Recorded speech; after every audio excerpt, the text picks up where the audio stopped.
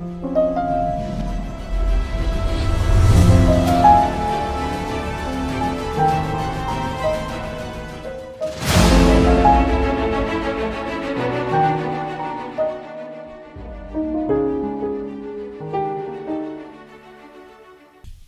நாமத்தில் உங்களுக்கு அன்பின் வாழ்த்துக்கள். அன்பு கர்த்தருடைய பிள்ளைகளே, இன்றைக்கு கர்த்தருடைய வசனத்தின் மூலமாய் உங்களை சந்திப்பதில் நான் மிகுந்த சந்தோஷப்படுகிறேன். கர்த்தர் உங்களை ஆசீர்வதிப்பார். இந்த நாளில் கூட சில காரியத்தை கேள்வியோடு கூட என்ன செய்வோம் என்று உட்கார்ந்துருக்கிறீங்க. ஆண்டவர் எங்கள் சூழ்நிலையை மாற்றுவாரான்னு கேட்குறீங்க. பலவிதமான கஷ்டங்கள், எல்லாவற்றுக்கும் ஒரு முடிவு வராதா என்று சொல்லி கேட்குறீங்க. எத்தனை வருஷ கஷ்டம், முடிவில்லையா என்று சொல்லி மன பாரத்தோடு கூட வேதனையோடு கூட வார்த்தை கேட்டுக்கொண்டிருக்கிற உங்களை பார்த்து ஆண்டவர் பேசும்படி வந்திருக்கிறார். உங்களை தைரியப்படுத்தும்படி வந்திருக்கிறார். உங்களை திடப்படுத்தும்படி வந்திருக்கிறார். வேத வசனம் சொல்லுகிறது, யோவான் 2ஆம் அதிகாரம் 5ஆம் வசனத்திலே ஆண்டவராகிய தேவன் ஒரு அற்புதத்தை செய்கிறார். இயேசு கிறிஸ்து செய்த முதல் அற்புதம் யோவான் 2ஆம் அதிகாரத்திலே எழுதப்பட்டிருக்கிறது. இதெல்லாம் நமக்கு தெரிந்த ஒரு விஷயம். கானா ஒரு திருமண வீட்டுக்கு இயேசுவும் அவருடைய சீசர்களும் அழைக்கப்பட்டிருந்தார்கள். இயேசு அழைக்கப்பட்டிருந்தபடியினால் அந்த திருமண வீட்டுக்கு போனார் என்று வேதம் சொல்கிறது. அங்கே நடந்தது என்ன? ரசம் குறைபட்டு விட்டது. வந்த எல்லாருக்கும் கொடுப்பதுக்கு போதுமான அளவு ரசம் அங்கே இல்லை. உடனேயே இயேசுடைய தாயிடத்தில் போய் சொல்லுகிறார்கள், அம்மா, இந்த இடத்துல ரசம் குறைந்து விட்டது, என்ன செய்வதுன்னு தெரியல அப்படி சொல்லி ஒருத்தர் பேசிக்கிறாங்க. உடனேயே இயேசுடைய தாயாகிய மரியாள் அப்படி சொன்ன ஒரு வார்த்தை வேலைக்காரங்களை பார்த்து சொல்கிறாங்க, ஓகே, உண்மைதான், நீங்கள் அற்புதத்தை எதிர்பார்க்குறீங்க, இங்கே குறை வந்திருக்கிறது உண்மைதான் எனக்கு தெரிகிறது. ஆனால் அந்த குறைவை நிறைவாக்குகிற ஒருத்தர் இங்கே உட்கார்ந்திருக்கிறார். அவர்தான் இயேசு. நீங்கள் குறைவுபட்டு நிற்கிறீர்கள், உங்கள் துக்கத்தை சந்தோஷமாய் மாற்றுகிற ஒருவர் இங்கு உட்கார்ந்திருக்கிறார். அவர்தான் இயேசு. கண்ணீரை துடைக்கிற ஒருவர் இங்கு உட்கார்ந்திருக்கிறார். அவர்தான் இயேசு.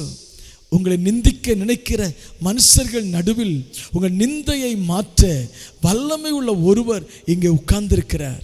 அவர்தான் இயேசு. நீங்கள் போய் இயேசுவிடத்தில் போங்கள். இயேசு உங்களுக்கு என்ன சொல்லுகிறாரோ அதை நீங்கள் செய்யுங்கள். அப்பொழுது உங்கள் குறை நிறைவாக்கப்படும். என் அன்பு கர்த்தருடைய பிள்ளைகளே, நல்ல ஒரு வார்த்தையை தான் இங்கே பார்க்கிறோம். வாழ்க்கையிலே குறை இருக்கிறதா, கஷ்டங்கள் இருக்கிறதா, இதெல்லாம் மாற்றுகிற ஒருவரை தான் நான் உங்களுக்கு சொல்லுகிறேன். அவர்தான் நான் பிரசங்கிக்கிற இயேசு கிறிஸ்து.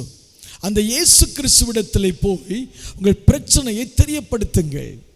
உங்கள் பிரச்சனையை இயேசுக்கு தெரியப்படுத்துங்கள். இயேசுக்கு தெரியப்படுத்தும் பொழுது இயேசு உங்களுக்கு சில காரியங்களை சொல்லுவார். அவர் என்ன சொல்லுகிறாரோ அதை நீங்கள் செய்தால் நீங்கள் வேண்டிக் கொண்ட காரியத்திலே அற்புதம் நடக்கும். அன்பு கர்த்தருடைய பிள்ளைகளே, இயேசு என்ன சொல்லுகிறாரோ அதை நீங்கள் செய்யணும். இயேசு சொல்லுகிறதை நீங்கள் செய்ய ஆயத்தமானால் நிச்சயமாய் சொல்லுகிறேன், உங்கள் குறைகள் நிறைவாக்கப்படும். மனுஷன் சொல்லுவதே அல்ல, பக்கத்து வீட்டுக்காரங்க சொல்றது அல்ல, சொந்தக்காரங்க சொல்றது அல்ல. இயேசு என்ன சொல்லுகிறார்? இந்த பிரச்சனை குறித்து இயேசு என்ன சொல்லுகிறார்? என் குடும்பத்தில் இருக்கிற இந்த குறையை குறித்து, இந்த நிந்தையை குறித்து இயேசு என்ன சொல்லுகிறார் என்று சொல்லி நீங்கள் பார்ப்பீர்களே. ஆனால் அந்த இயேசு உங்களுக்கு சொல்லுவார், நீ இதை செய், அப்பொழுது அற்புதம் நடக்கும் என்று சொல்லுவார். இயேசு சொன்னார், கற்சாடிகளை தண்ணீரை நிரப்புங்கள், அதை கொண்டு கொடுங்கன்னு சொன்னார். இயேசு சொன்னது போல செய்தார்கள். வேதம் சொல்கிறது, கானாவூர் திருமண வீட்டிலே குறை நிறைவானது. அதே ஆண்டவர் இன்றைக்கு உங்கள் குடும்பத்தில் இருக்கிற குறையை நிறைவாக்கும்படி வந்திருக்கிறார். உங்கள் பிள்ளைகளுக்கு இருக்கிற குறையை நிறைவாக்கும்படி வந்திருக்கிறார். ஏதோ ஒரு குறைபட்ட நிலையிலே உட்கார்ந்திருக்கிறீர்கள். ஏதோ ஒரு குறைவின் மத்தியிலே எனக்கு அற்புதம் நடக்க வேண்டும் என்று உட்கார்ந்திருக்கிறீர்கள். உங்களை பார்த்து தான் ஆண்டவர் சொல்லுகிறார், நீ ஜெபித்த ஜெபத்துக்கு ஏற்ற ஒரு பதில் இன்றைக்கு உங்களை தேடி வருகிறது. இயேசு என்ன சொல்லுகிறாரோ அதை நீங்கள் செய்யணும். என் அன்பு கர்த்தருடைய பிள்ளைகளே, இயேசுவிடத்தில் அநேகர் வந்து அநேக காரியங்களை சொன்னாங்க. பேதுரு சொன்னா, நான் ராத்திரிலாம் பிரயாசப்பட்டேன் ஐயரே, ராத்திரிலாம் பிரயாசப்பட்டேன், ஒரு மீன் கூட கிடைக்கல, ஒண்ணுமே கிடைக்கல என்று சொன்னார். உடனே இயேசு சொன்னார், படகை கொஞ்சம் ஆழத்தை தள்ளிட்டு போப்பா, வலதுக்கும் பக்கமாக வலையை போடு சொல்லி ஆண்டவர் பெரிய பெரிய மீன்களை 2 படகு நிரம்ப மீன்களை கொடுத்து விட்டு சொன்னார், என் பின்னே வா. ஒன்றுமே உனக்கு கிடைக்கலையா? ஒன்றுமே உனக்கு நடக்கலையா? நீ பிரயாசப்பட்டது எல்லாம் தோல்வியா? நீ என்னை பின்பற்றி வா, உன்னை மனுஷனை பிடிக்கிறவனாக மாற்றுவேன் என்று கர்த்தர் சொன்னார். அன்பு கர்த்தருடைய பிள்ளைகளே, தொடர்ந்து எல்லாம் தோல்வி, எல்லாமே நஷ்டம், பிரயாசப்படுகிறோம், உழைக்கிறோம், உண்மையாகத்தான் இருக்கிறோம், ஆண்டவருக்கு பயப்படுகிறோம், ஒன்றுமே நடக்கலைன்னு சொன்னால் நீ உடனே உட்கார்ந்து கேட்கணும், ஆண்டவரே நான் எல்லாம் முயற்சி பண்ணி பார்த்துட்டேன், இது நடக்கலையப்பா, ஏன் இந்த காரியம் நடக்கலை? அப்படி கேட்கும்போது ஆண்டவர் சொல்லுவார், நீ என் பின்னே வா, நான் உன்னை குறித்து ஒரு நோக்கம் வச்சிருக்கிறேன், நான் மனுஷனை பிடிக்கிறவனா உன்னை மாற்றுவேன் ஆண்டவர் சொல்லுவார். இன்னொரு மனுஷன் வந்து சொன்னான், ஐயா என் பிள்ளை வியாதியோடு இருக்கிறா, என் மக வியாதியோடு இருக்கிறா, நீ வந்து சுகமாக்கணும் வரணும்னு சொல்லி இயேசுவை அழைக்க வந்த பொழுது அடுத்த செய்தி வருகிறது, உங்கள் பிள்ளை மரித்து விட்டாள், போதகரை இனி தொந்தரவு பண்ணாதே என்று சொல்லுகிற செய்தி. உடனேயே அடுத்த வார்த்தை இயேசு சொன்ன தெரியுமா? விசுவாசம் உள்ளவனாயிரு.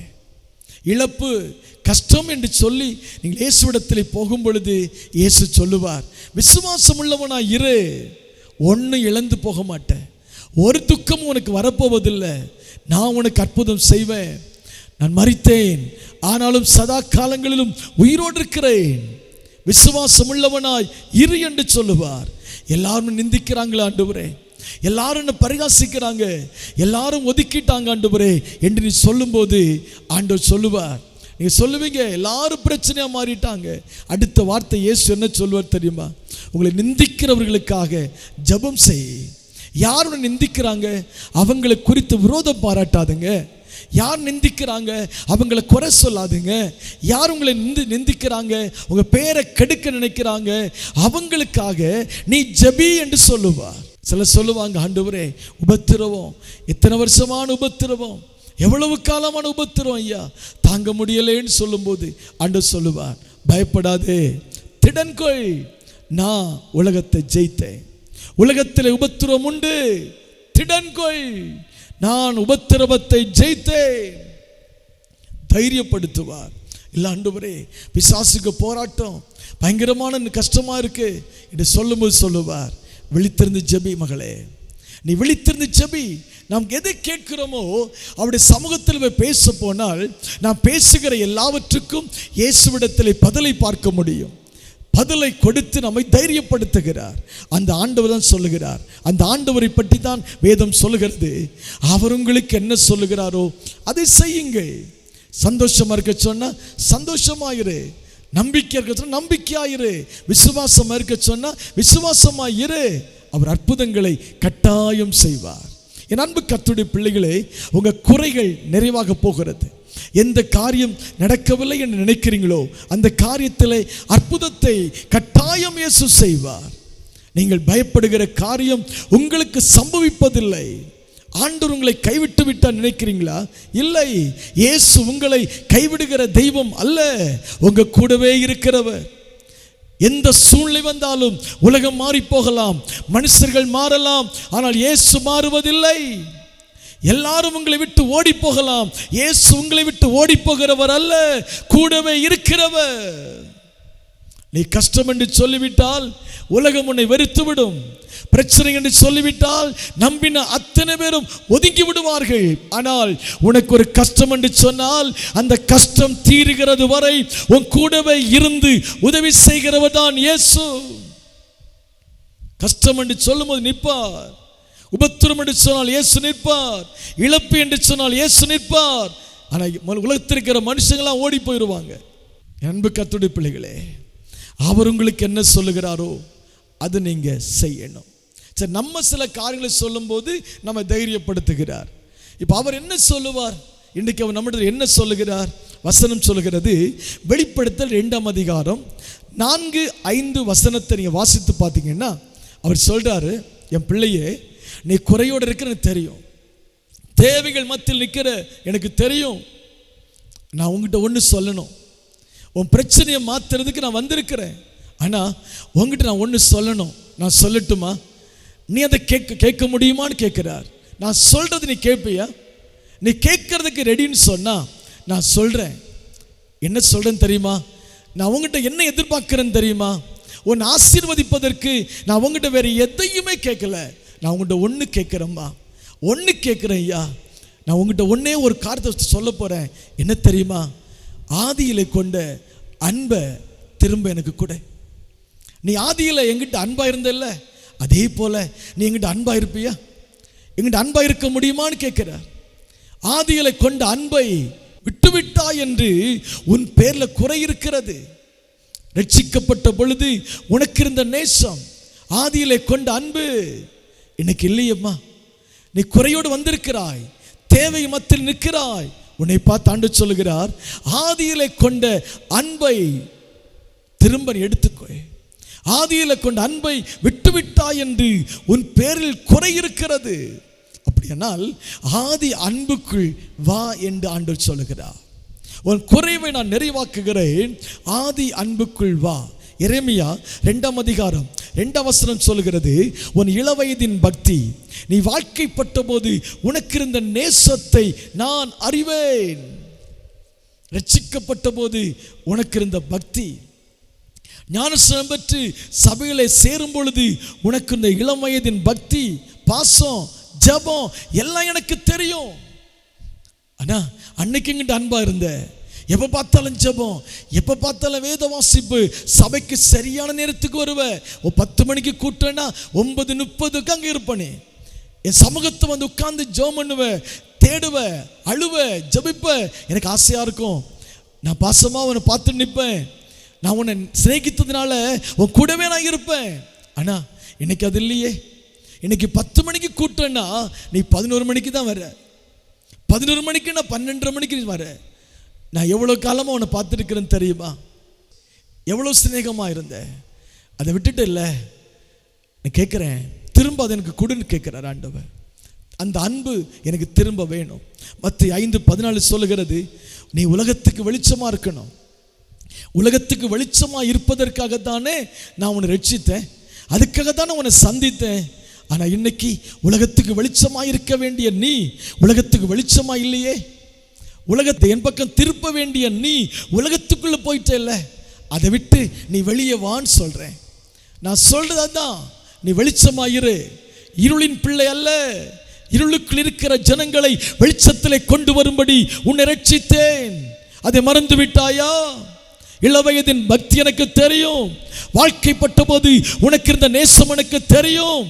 அந்த ஆண்டவர் சொல்லுகிறார், நீ பிரகாசிக்கணும், நீ பிரகாசிப்பா என்று சொல்லிதான் உன்னை ரட்சித்திருக்கிறேன். உனக்கு அற்புதம் செய்வதற்கு நான் ஆயத்தமாயிருக்கிறேன். நீ பிரகாசிக்க ஆயத்தமா? ஆதி அன்புக்குள்ளே வர நீ ஆயத்தமா? கிறிஸ்துவின் அன்புக்குள் நிலைத்திருக்க நீ ஆயத்தமா? உலகம் வேண்டாம், ஒண்ணு வேண்டாம், இயேசு எனக்கு போதும் என்று சொன்ன வார்த்தை இன்றைக்கு எங்கே போனது? தேவ சமூகத்தை தேடின ஓட்டம் என்று எங்கே போனது? வசனம் சொல்கிறது, சத்தியத்துக்கு கீழ்ப்படியாதபடிக்கு உங்களை மயக்கினவன் யார்? நன்றாய் ஓடினீர்களே, நன்றாய் ஓடினீர்களே, உங்கள் ஓட்டம் பிசகி போவது என்ன? உங்களை தடுத்தவன் யார்? எதனால என் மறந்து போனாய்? ஆண்டவர் கேட்கிறார். ஆண்டவன் முன்னர் பேசிக்கொண்டிருக்கிறார். ஆதி அன்புக்குள்ளவா.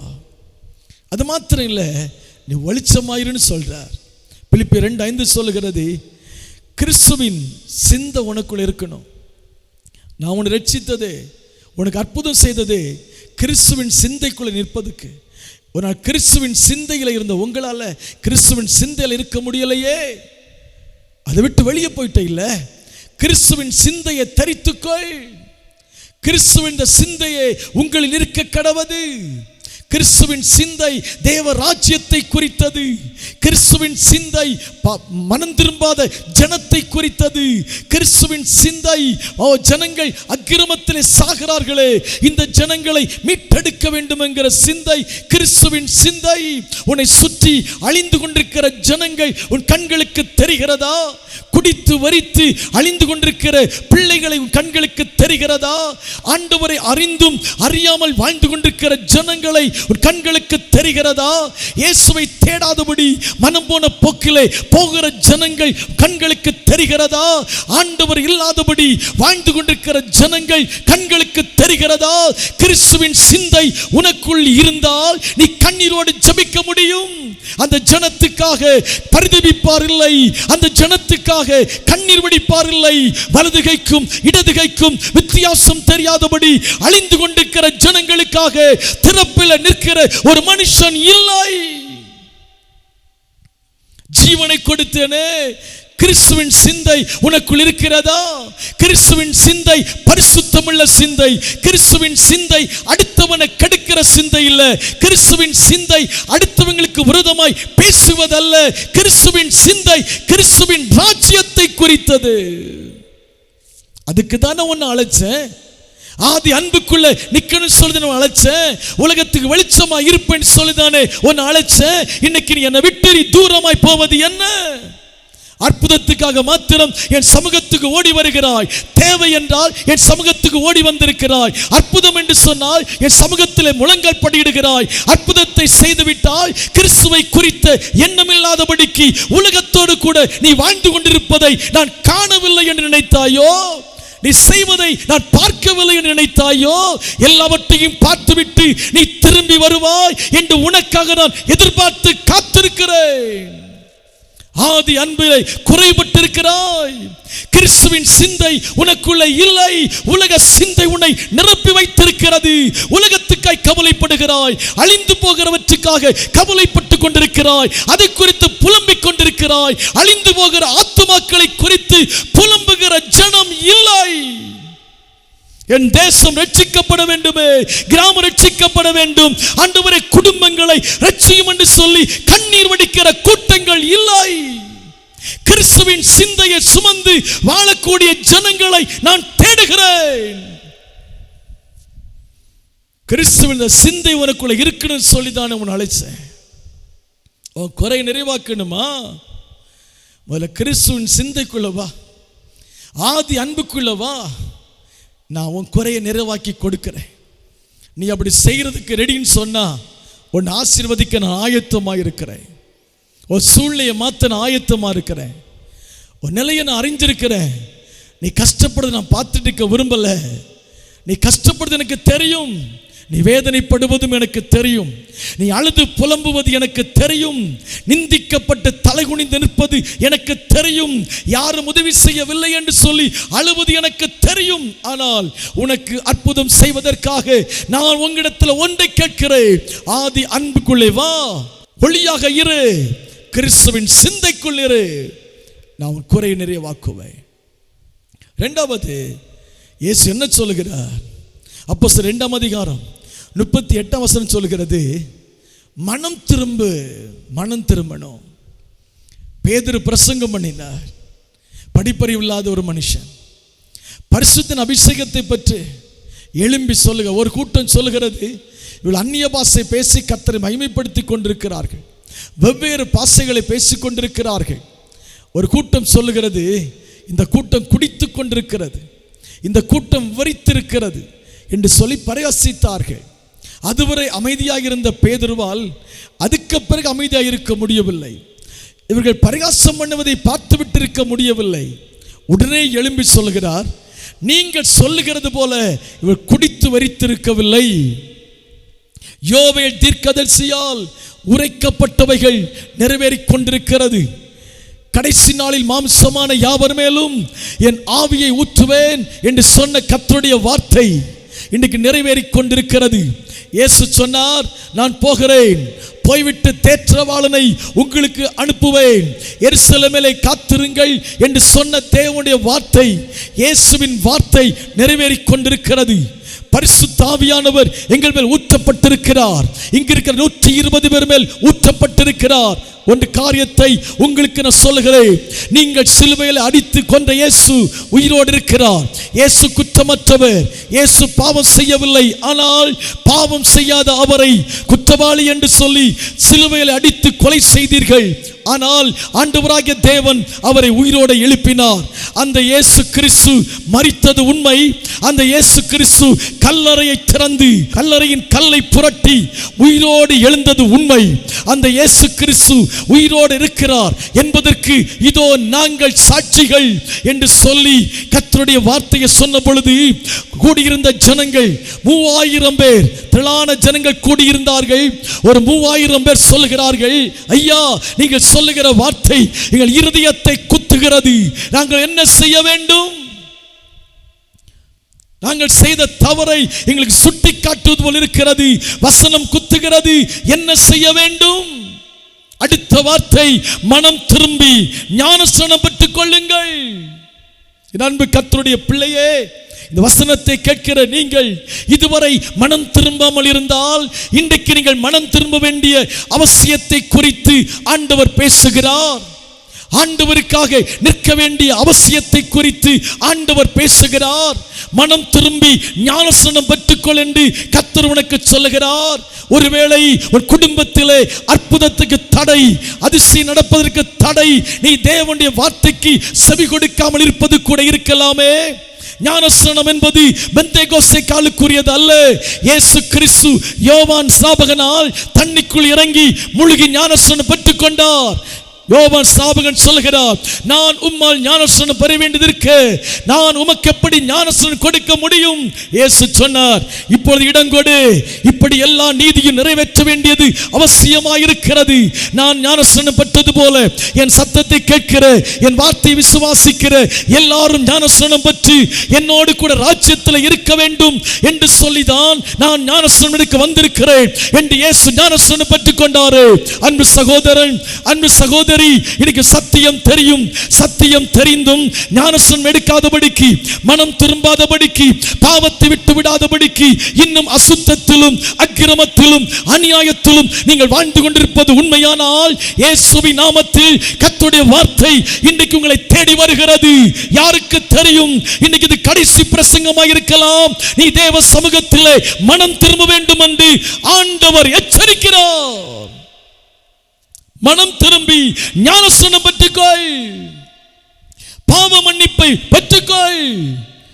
வசனம் சொல்லுகிறது, தன் பாவத்தை அறிக்கையிட்டு பிதா குமாரன் பரிசுத்தாவின் நாமத்தில் ஞானஸ்நானம் பெற்றார்கள். இயேசு சொன்னார், நீங்கள் புறப்பட்டு போய் எல்லாரையும் சீஷராக்கி பிதா குமாரன் பரிசுத்தாவின் நாமத்தில் ஞானஸ்நானம் கொடுங்கள். ஞானஸ்நானம் கொடுங்கள் என்று சொன்னார். மனம் திரும்பி ஞானஸ்நானத்தை பெற்றுக்கொள். நாட்களை கடத்தி விடாதே, நாட்களை தள்ளிவிடாதே. கர்த்தருடைய கண் உண்மை நோக்கமாய் இருக்கிறது. வசனம் சொல்கிறது, நீ இந்த வார்த்தைக்கு கீழ்ப்படிவது உண்மையானால் உன் குறை நிறைவாக்கப்படும். ஞானஸ்நான சத்தியத்துக்கு ஒப்புக்கொடு. மனம் திரும்பி ஆண்டவருக்கு பிரியமாய் வாழ ஒப்புக் கொடுப்பது உண்மையானால் உங்களுக்கு சொல்கிறேன், குறை நிறைவாக்கப்படும். ஒருவேளை அற்புதம் நடக்காமல் இருக்க காரணம் இந்த காரியமாக இருக்கலாமே. நீ இந்த காரியத்தில் கீழ்ப்படிய வேண்டும் என்று கர்த்தர் விரும்பலாமே. இந்த வார்த்தைக்கு நீ செவி கொடுக்க வேண்டும் என்று இயேசு விரும்பலாமே. ஞானஸ்நானம் பெற்றுக் கொண்டார்.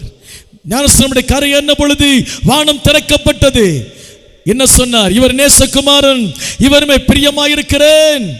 என் அன்பு கர்த்தருடைய பிள்ளையே, ஞானஸ்நானம் பெற்றுக் கொள்ளும் பொழுது நீ இயேசுவுடைய பிள்ளையாக மாறுகிறாய். அடுத்த நிமிஷம் ஒரு பிரச்சனைக்கு ஒரு முடிவை கர்த்தர் கொண்டு வருவார். மனம் திரும்பி ஞானஸ்நானம் பெற்றுக்கொள். அன்பு கர்த்தருடைய 3000 பேர் ஒட்டனையே கீழ்ப்படிந்தார்கள், ஞானஸ்நானம் பெற்றுக் கொண்டார்கள். அதான் பெரிய ஆசீர்வாதம். வேதம் என்ன சொல்லுகிறது? மார்க் 1:4-15 படித்து பாருங்கள்.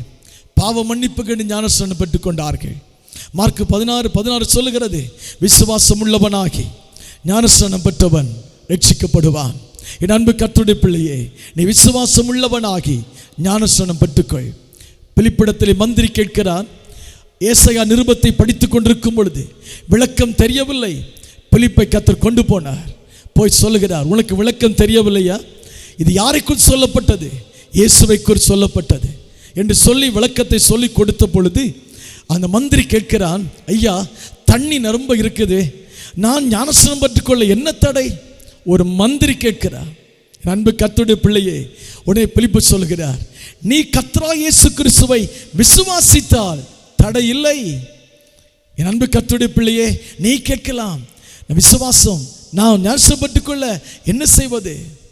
ஆண்டவர் சொல்றார், நீ விசுவாசித்தால் ஞானஸ்நானம் பெற்றுக்கொள்ளலாம். கர்த்தராகிய இயேசுவை விசுவாசி, அப்பொழுது நீயும் உன் குடும்பமும் ரட்சிக்கப்படுவீர்கள். வார்த்தைகளை தள்ளாதிருங்கள். வசனத்துக்கு கீழ்ப்படியாமல் நன்மைகளை பெற்றுக்கொள்ள முடியாது. வசனத்துக்கு கீழ்ப்படியாமலும் உலகத்திலே வாழலாம். வசனத்துக்கு கீழ்ப்படியாமலும் நல்ல வேலையில இருக்கலாம். வசனத்துக்கு கீழ்ப்படியாமலும் நம்ம பணக்காரர்களாக இருக்கலாம், பணம் இருக்கலாம், சொத்து இருக்கலாம், வீடு இருக்கலாம், பதவி இருக்கலாம், அந்தஸ்து இருக்கலாம். வசனத்துக்கு கீழ்ப்படியாமல் இருந்தாலும் இவை எல்லாம் உங்களுக்கு இருக்கலாம். ஆனால் ஒரு உண்மை தெரியுமா? இதை ஒன்றும் மரணத்தினாலே கொண்டு போக முடியாது. ஒன்றும் கொண்டு போக முடியாது. இந்த உலகத்திலே சேர்த்து வைத்திருக்கிற ஒன்றுமே கொண்டு போக முடியாது. எப்போ மரணம் வரும் என்பது யாருக்கும் தெரியாது. என் அன்பு கர்த்தருடைய பிள்ளையே, ஆண்டவருக்காக வாழ்ந்து கொள்ளுங்கள். ஆத்துமா ரட்சிப்பு மிக முக்கியம். மனுஷன் உலகம் முழுவதையும் ஆதாயப்படுத்தி கொண்டாலும் தன் ஆத்துமாவை கெடுத்து நஷ்டப்படுத்தினால் அவனுக்கு லாபம் என்ன? எல்லாத்தையும் சேர்த்து கொள்ளலாம், கோடி கோடியா சேர்க்கலாம், ஆனால் ஆத்துமாவை நஷ்டப்படுத்தினால் லாபம் என்ன? நினையாத நேரம் மரணம் சம்பவித்தால் நம்முடைய நித்தியத்தை எங்கே கழிக்க முடியும்? யோசித்து பாருங்கள். வெறும் ஆசீர்வாதத்தை குறித்து பேசிவிட்டு போவது எளிது. உனக்கு நல்லது நடக்கும், நன்மை நடக்கும் என்று ராப்பாடி போல சொல்லிவிட்டு போவது எளிது. ஆனால் மனம் திரும்புதலை குறித்து பிரசங்கத்தை பண்ணுவது கஷ்டம், அதை கேட்பதும் கஷ்டம். இன்றைக்கு அன்பு கர்த்தருடைய பிள்ளைகளே, இன்னைக்கு கன்வென்ஷன் ஸ்டேஜில் கூட, சபைகளில் கூட மனம் திரும்புதல்ங்கிற பிரசங்கம் இல்லை. உங்களுக்கு தெரியுமா? மனம் திரும்பலை குறித்து பேசினால் மனம் புண்பட்டு விடுமா? பாவம் செய்யாது என்று சொன்னால் சபைக்கு வரமாட்டார்கள் என்று சொல்லி அந்த வசனத்தை சொல்லாமல் இருக்கிற கூட்டம் இன்றைக்கு பெருகிவிட்டது தெரியுமா? ஆனால் மனம் திரும்பாமல் நீ தேவ ராஜ்யத்துக்கு போக முடியாது என்பது உங்களுக்கு தெரியுமா? ஞானஸ்நானம் எடுக்காமல் தேவ ராஜ்யத்துக்கு செல்ல முடியாது என்பது உங்களுக்கு தெரியுமா? பாவத்தோடு தேவனை தரிசிக்க முடியாது என்பது உங்களுக்கு தெரியுமா? கையில சிகத்தோடு, போதை பாக்கோடு, பிராண்டியோடு, விஸ்கியோடு, தேவையில்லாத கெட்ட பழக்கத்தோடு இயேசுவை தரிசிக்க முடியாது என்பது உங்களுக்கு தெரியுமா? இயேசு கிறிஸ்து வருகிறார். ஒன்று மரணம், இல்லையேல் இயேசுவின் வருகை. ஏதோ ஒன்று உங்களை சந்திக்க போகிறது. நீ மனம் திரும்பு. நீ எதை கேட்டாலும் இயேசு உங்களுக்கு கொடுப்பார். மனம் திரும்புங்கள், பரலோக ராஜ்யம் சமீபமாயிருக்கிறது. மனம் திரும்பி கர்த்தரை சந்தோஷப்படுத்துங்கள், ஆண்டவரை பிரியப்படுத்துங்கள், ஆண்டவருக்கு பிரியமானதை செய்யுங்கள். கர்த்தர் உங்களை ஆசீர்வதிப்பார். வசனம் கஷ்டமாகத்தான் இருக்கும். இயேசு கிறிஸ்து பிரசங்கம் பண்ணும்போதும் கஷ்டமாக தான் இருந்தது. பரிசுத்த ஆவியானவர் பாவத்தை குறித்து, நீதியை குறித்தும் கண்டித்து உணர்த்துகிறவர். இதுதான் தீர்க்க தரிசனம். தலையில கையை வச்சுட்டு நீ நல்லா இருப்ப, உனக்கு அது வருது இது வருது சொல்லுவது எளிதம்மா, எழுதையா. அது ஒண்ணு உங்களை ஒண்ணு செய்யாது. ராத்திரி ராப்பாடி சொல்லிட்டு போறான், நல்ல காலம் பிறக்குது. யாருக்கு பிறந்துருச்சு நல்ல காலம்? பாவத்தை விட்டு மனம் திரும்பணும், அதுதான் முக்கியம். அதுதான் தீர்க்க தரிசனம். நீ செய்கிற தவற பரிசுத்த ஆவியானவர் சுட்டி காட்டுகிறார். எந்த இடத்திலே மனம் திரும்ப வேண்டும் என்று கர்த்தர் சொல்கிறாரோ அந்த இடத்திலே மனம் திரும்பு. எந்த காரியத்தை விட்டுவிட சொல்கிறாரோ அதை விட்டுவிடு.